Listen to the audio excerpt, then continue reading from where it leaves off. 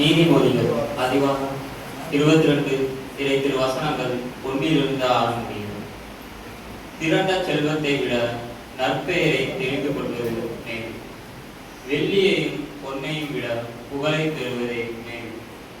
செல்வருக்கும் வறியவருக்கும் பொதுவான ஒன்று உண்டு.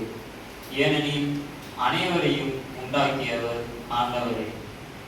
எதிரில் வரும் இடரை கண்டதும் விவேகம் உள்ளவர் மறைந்து கொள்வார். அறிவற்றோர் அதன் எதிரே சென்று கேட்டுக்கு ஆளாவார். தாழ்மை உள்ளவர்களுக்கும் ஆண்டவரிடம் அச்சம் உடையவர்களுக்கும் கிடைக்கும் பயன் செல்வமும் மேன்மையும் நீடித்த ஆயுளுமாகும். நேர்மையற்றவர் வழியில் முள்ளும் தண்ணியும் இருக்கும். விழிப்புடன் இருப்பவர் அவற்றில் நறுகில் செல்ல மாட்டார். நல்வழியில் நடக்க பிள்ளையை பழக்கு.